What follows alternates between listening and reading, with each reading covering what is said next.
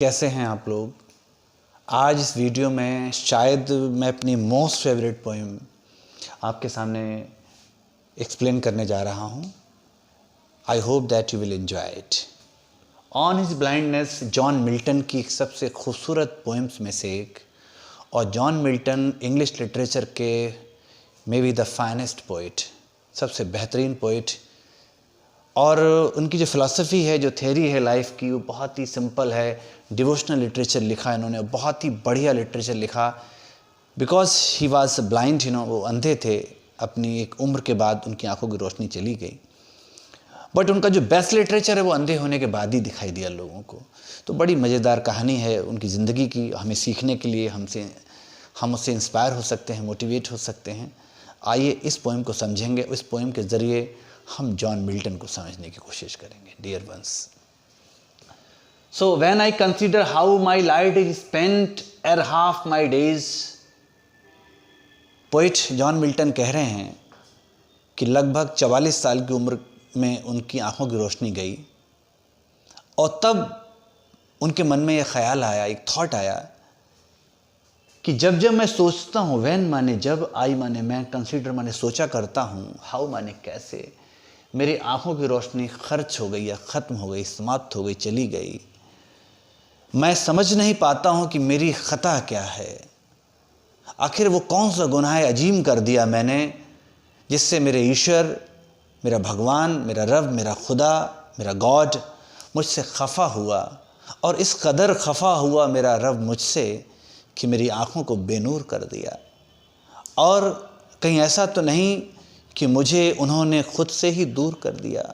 ये जो दो लाइनें हैं, इस थॉट का बेसिक थॉट है, बेसिक कॉन्सेप्ट है, एसेंस है पोएम का। कि कवि को ऐसा लग रहा है कि चूंकि मेरी आंखों की रोशनी मुझसे छीन ली गई है, तो कहीं ईश्वर मुझसे इतना नाराज़ तो नहीं, क्योंकि इस काबिलियत के दम पर जो मुझे टैलेंट मिला कि मैं एक पोइट बनूंगा, मैं उनके शान में कशीदे लिखूंगा, मैं अपने भगवान के लिए गीत भजन कवालियाँ लिखूंगा, नाद लिखूंगा। आखिर मुझसे वो गलती कौन सी हो गई जो मेरी उस काबिलियत को दुनिया को दिखाने के लिए और अपने आखिर में ईश्वर तक पहुंचाने के लिए जो मेरा ज़रिया था, मेरी आंखें थी, वो छीन ली गई। तो एर हाफ माई डेज, मेरे आधे दिनों से ही पहले, before, in this dark world and wide. Dark, दुनिया अंधेरी हो गई, क्योंकि बाहर सब में रोशनी है। जब तक मेरी नज़रों के चिराग नहीं जलते, मैं रोशन जहां को कैसे देख सकता हूं। तो दुनिया की खूबसूरती को देखने के लिए, दुनिया की रोशनी को देखने के लिए मेरे इन चिरागों में भी रोशनी ज़रूरी है, जो ईश्वर ने छीन ली है। ऐसा जॉन मिल्टन हमसे कह रहे हैं। और वाइड का मतलब विस्तार, बड़ा हो गया। तो वो दुनिया जो छोटी सी हो सकती थी, वो दुनिया जो छोटी ही थी, लेकिन जैसे ही हमारी आंखों की रोशनी गई, कहते ना, एक अंधे के लिए दुनिया बहुत ही गहरे कुएं की तरह हो जाती है। तो यहाँ वाइड का मतलब विशाल है, कि दुनिया बहुत बड़ी हो गई, क्योंकि एक आंखें जिसके पास नहीं हैं, वो उसे दुनिया का ना इधर का पता है, ना उधर का पता है, ना इस छोर का पता है, ना उस छोर का पता है। तो उसके लिए दुनिया एक बहुत गहरा समुद्र है, या एक बहुत गहरा अंधेरा कुआं है। So this is the explanation of dark world and wide. And that one talent, और वो हुनर, वो टैलेंट, वो स्किल जो मुझे दी ईश्वर ने, उसी भगवान ने दी मुझे, which is death to hide. Hide माने छिप गई, डेथ माने उसकी मौत हो गई। वो हुनर जो मुझे दिया ईश्वर ने, मुझे लगता था उस हुनर से, उस काबिलियत से, उस टैलेंट से मैं अपने ईश्वर के शान में बहुत कुछ करूँगा, कविताएं लिखूँगा, गीत लिखूँगा, भजन लिखूँगा। लेकिन आज इन आँखों की रोशनी के बगैर मेरा वो हुनर बेकार हो गया है, और मैं कह सकता हूँ कि वो हुनर मेरा एक तरह से मर गया है। Lodged is with me useless, मेरे पास है तो, ठहरा तो है, लॉज तो है, लेकिन यूजलेस माने अब वो किसी काम का नहीं रहा। कवि को यहाँ लगता है ऐसा उस पोएम को लिखते टाइम, कि अब आँखों की रोशनी के बाद वो पोएम लिखना शायद संभव उसके लिए ना हो। ये अलग बात है कि बाद में उन्होंने बहुत बड़ा साहित्य आँखों की रोशनी के बगैर लिखा, with the help of others, writing. क्योंकि नज़रों से हमारी नज़र ख़त्म हो सकती है आँखों की रोशनी जाने से, लेकिन हमारा नज़रिया नहीं ख़त्म हो सकता। It is not about the view, the poetry is about the point of view. ये दृष्टि की बात नहीं है, दृष्टिकोण की बात है। तो शायर का दृष्टिकोण इस दृष्टि जाने के बाद भी कभी ख़त्म नहीं हो सकता, जैसा कि मिल्टन ने प्रूव किया है। और इन्हें हम सूरदास से कंपेयर भी कर सकते हैं हिंदी लिटरेचर में, जिन्हें कहा जाता है वो तो जन्म से ही अंधे थे और इन्हें इतने बड़े कवि बने, महानतम साहित्य लिखा, सूर सागर लिखा। ऐसे ही जॉन मिल्टन ने पैराडाइज लॉस्ट एक बहुत बड़ा, शायद इंग्लिश लिटरेचर का महानतम महाकाव्य लिखा है। Though my soul more bent, bent माने इच्छुक या उत्सुक, यद्यपि चूंकि हालांकि मेरी बहुत इच्छा थी, मेरी सोल माने आत्मा तड़पती थी इस बात के लिए कि अपने उसी हुनर से जो उस ईश्वर ने मुझे दिया है, उसी ईश्वर की शान में मैं बहुत भजन लिखूंगा और बहुत ही उनकी आस्था में गाऊंगा और उनकी तारीफ में बहुत कुछ मैं ऐसा अपनी कलम से लिखूंगा। To serve therewith my Maker and present my true account. Poet यहाँ पर कह रहा है कि मैं अपने मेकर माने मालिक, विधाता की सर्व माने सेवा करना चाहता था, एंड प्रेजेंट माने प्रस्तुत करना चाहता था माई ट्रू अकाउंट, अपना सच्चा लेखा जोखा, बही खाता जो काम मैंने किया। हम ऐसा कह सकते हैं, जब कोई भी आदमी दिन भर काम करके शाम को अपने मालिक को हिसाब देता है कि आज हमने साहब इतना काम किया, कोई भी जहाँ डेली बेसिस पर काम कर रहे होते हैं, या कोई भी इंसान, या हम ऐसे कह सकते हैं थोड़ा सा अलग तरीके से, जब आदमी कमाकर शाम को लौटता है घर पे तो बीवी उससे हिसाब पूछती है कि साहब आज कितना कमाया, या फिर आज क्या लेकर आए। या हम और तरह से कह सकते हैं, एक बच्चा पापा से पूछता है शाम को, पापा मेरे लिए क्या लाए या क्या लाए। यहाँ थोड़ा सा अपोजिट है कि वो ऐसा एज्यूम कर रहा है कि जब वो अपना ये जीवन जीने के बाद ईश्वर के बारगाह में पहुँचेगा तो वो अपना वो अकाउंट कैसे शो करेगा कि मैंने तुम्हारे लिए क्या किया। वो सोचता था जब मैं सेवा करूँगा भगवान की और जब उनके सामने पेश होऊंगा आफ्टर डेथ, तो वहाँ जाकर मैं बता सकूँगा कि what ever I have done for you sir with the talent given by you yourself, जो आपने मुझे हुनर दिया था, उस हुनर से मैंने जो कुछ भी किया, ख़ास तौर से मेरी इच्छा थी कि मैं आपके लिए कुछ लिखूं, आपके लिए कुछ करूं। जब मैं उसको अकाउंट को लेकर जाता, या अपनी कह सकते हैं वर्क बुक को लेकर जाता, या अपना होमवर्क कंप्लीट करके बच्चा नेक्स्ट डे कॉलेज आता है टीचर के पास या स्कूल आता है, खुश होकर कि आज टीचर मुझे खुश होकर गुड देंगे, वेरी गुड देंगे या चॉकलेट देंगे, वो नहीं हो सकेगा। लेस्ट ही रिटर्निंग चाइल्ड, मुझे ऐसा लगता है कि जब मैं जाऊंगा तो मेरी डांट पड़ेगी, वैसे ही जैसे एक बच्चे की डांट होमवर्क पूरा ना होने के बाद होती है, या किसी वर्कर की डांट एक अच्छा काम दिन भर करने के बाद मालिक से होती है, या हस्बैंड की डांट बीवी से होती है कि तुम आज सब्जी में टमाटर क्यों नहीं लाए। ये थोड़ा सा कॉमिक है, एंजॉय करें इसे भी। So doth God exact day labour light denied, लेकिन एग्जैक्ट में यदि वास्तविक जो मेरे दिन भर की दिहाड़ी थी, मजदूरी थी, मेहनत थी, काम था, जो मैं दिखा सकता था ईश्वर को, वो कैसे पॉसिबल होता।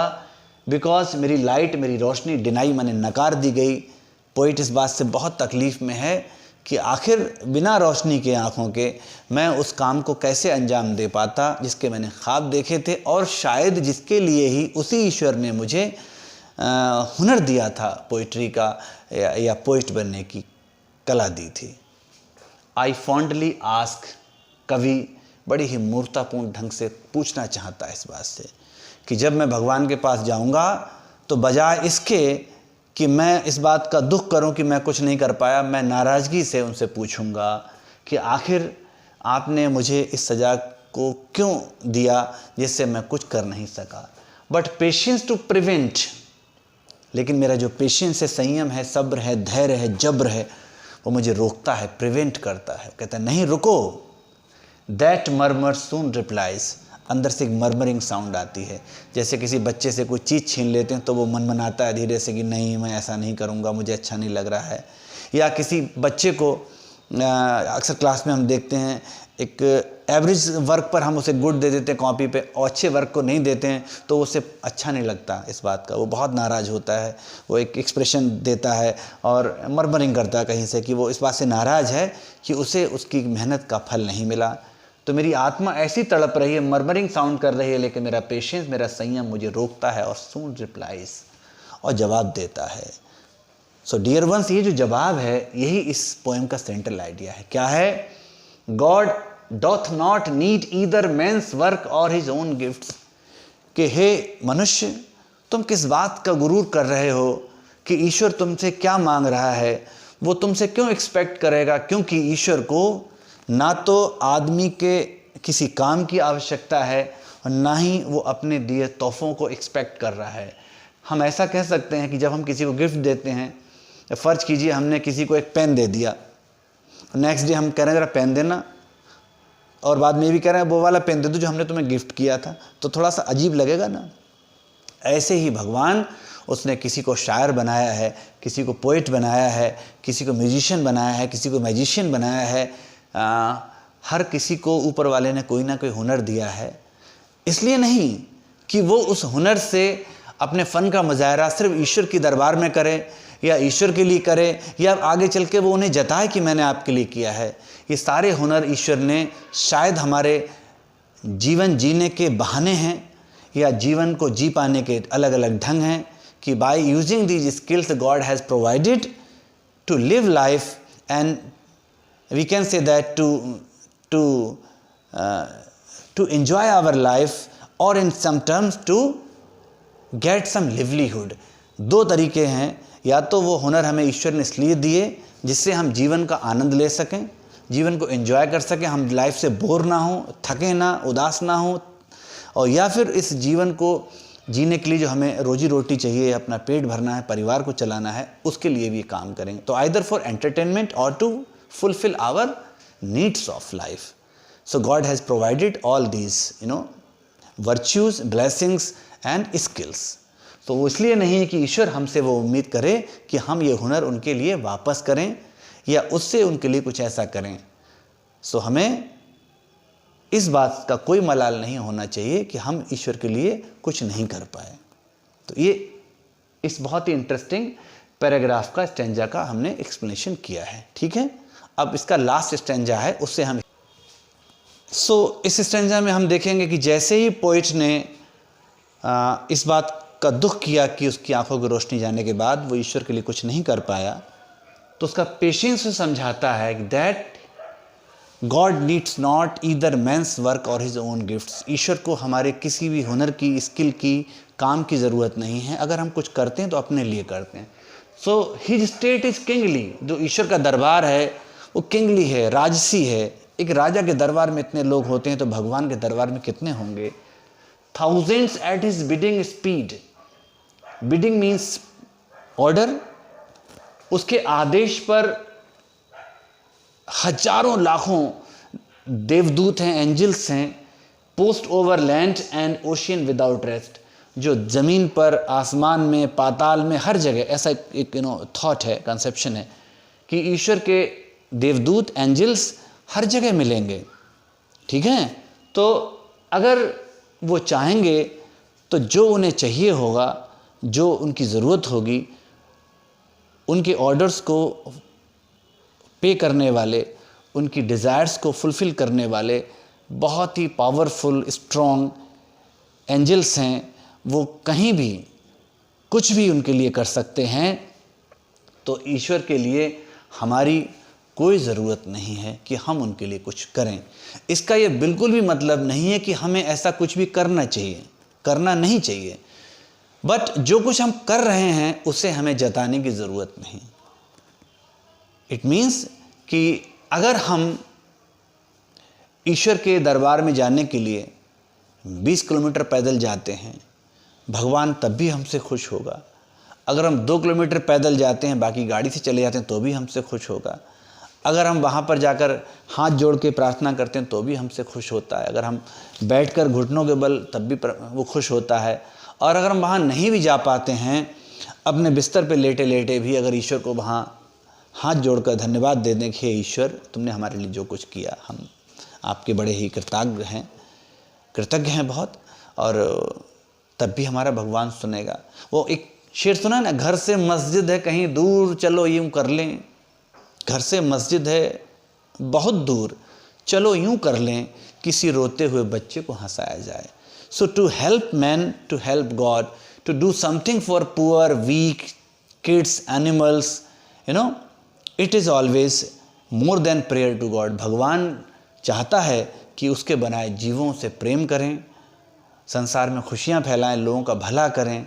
अगर हम ये सब कर रहे हैं तो ये किसी पूजा प्रार्थना से कम नहीं है। शरीर को कष्ट देने के बजाय अगर हम दूसरों के कष्ट हरें, ईश्वर की सबसे सच्ची और अच्छी भक्ति यही होगी। So they also serve who only stand and wait. सबसे अच्छी तरीका यही है ईश्वर की भक्ति का कि अगर हम केवल वेट कर रहे हैं उस अपॉर्चुनिटी का, that one day we will do everything and we are not forcing for anything. हम किसी बात को फोर्स ना करें, बट केवल स्टैंड करें and wait for the opportunity. Line में लगे हुए हज़ारों लोगों में हमारा भी एक नंबर है। हम वहाँ खड़े हुए केवल उस दरबार में अपने नंबर का, अपनी बारी की प्रतीक्षा करें। अगर वो समय मिलता है then we are able to do, we should. अगर हम ऐसा कर पा रहे हैं तो करना चाहिए, अगर नहीं कर पा रहे हैं तो इस बात से दुखी होने की कोई ज़रूरत नहीं है। God needs not either man's work और worship, it is up to us. हम जब कुछ भी ऐसा करते हैं अपने लिए करते हैं। If we pray to God, worship to God, if we pray to God it is for us. अगर हम प्रार्थना करते हैं तो कुछ मांगते ही हैं, और अगर हम उनको पूजा कर रहे हैं, वर्शिप कर रहे हैं, तो भी शायद उनका धन्यवाद ज्ञापित कर रहे हैं। This is the best way to worship to God and nothing else. Okay, तो आपको ये एक्सप्लेनेशन कैसा लगा? प्लीज़ अगर अच्छा लगा हो तो एक लाइक ज़रूर करें। सब्सक्राइब आपने कर ही लिया होगा, नहीं करा तो तुरंत करिए, इंतज़ार मत करिए किसी और चीज़ का, और अपने फ्रेंड्स के साथ शेयर करें। So till then, bye for the next video. अगली वीडियो तक के लिए bye. Take care about yourself and be good, do good, it will be good for you. अच्छे रहें, स्वस्थ रहें, और आपका सब कुछ अच्छा ही होने वाला है। My channel is always with you. हम हमेशा आपके साथ हैं।